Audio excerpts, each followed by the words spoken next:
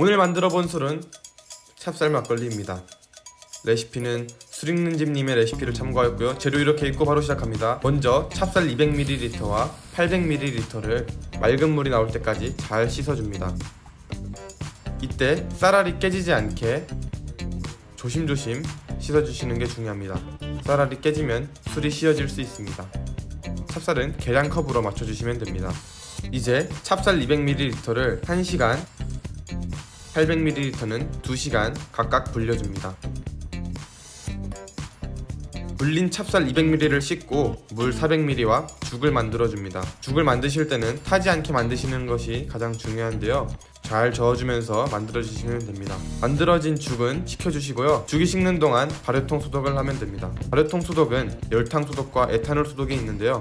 저는 간편하게 에탄올 소독을 하였습니다. 이제 불린 찹쌀 800ml와 물 600ml로 고두밥을 지어주면 됩니다. 100m 쾌속으로 빠르게 지어줍시다. 밥이 지어지는 동안 식혀놓은 죽에 누룩 100ml를 섞어줍니다.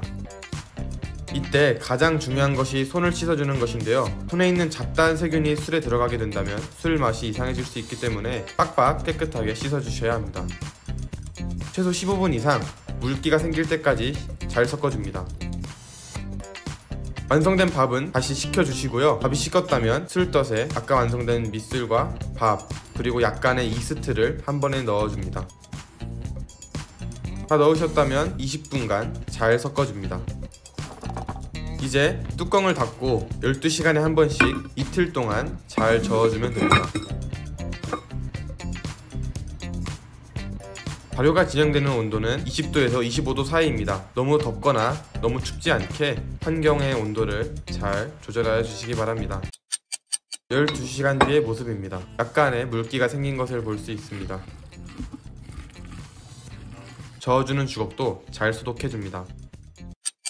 24시간 뒤 모습입니다. 이제 제법 시큼한 냄새가 나고 물기가 많아졌습니다. 36시간 뒤 모습입니다. 이제 술 냄새가 나기 시작합니다. 48시간 뒤엔 알코올 냄새가 많이 나고 죽처럼 변했습니다. 이제 5일 동안 뚜껑을 열지 말고 꾹 참고 기다립니다. 간혹 가스가 새는 소리가 들릴 수도 있는데 너무 막지 말고 자연스럽게 놔둡니다. 완전 밀봉을 할 경우 발효통이 터질 수도 있습니다. 완성된 술의 모습입니다. 밑에 술이 있고 위에 쌀알이 둥둥 떠있는 모습을 볼 수 있습니다. 5일간의 기다림을 끝으로 체주를 하는 단계입니다. 체주는 시아주머니를 이용하면 편리합니다.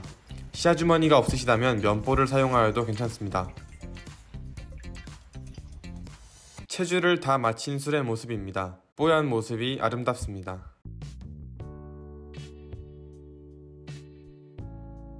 이제 만들어진 술을 깔때기를 이용하여 병입하였습니다. 병입을 끝으로 일주일간의 찹쌀 막걸리가 완성되었습니다. 이렇게 해서 찹쌀 막걸리 3병이 만들어졌습니다. 아까 쏟지 않았으면 이 병도 꽉 채울 수 있었을 텐데 아쉽습니다.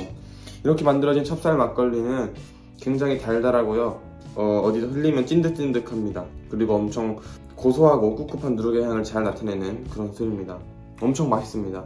도수는 한 20도 정도로 그렇게 약하지 않고요. 센 편에 속합니다. 하지만 센 편이라고 할 만큼 알코올이 탁 치지 않고 굉장히 부드럽고 스무스하게 넘어가는 목넘김을 느끼실 수 있습니다. 그래서 저는 이렇게 만들어진 3병을 연말에 선물용으로 사용할 거고요. 이 한 병은 물을 넣어서 도수를 맞추던지 해야겠습니다. 이상으로 막걸리 완성이 되었습니다. 감사합니다.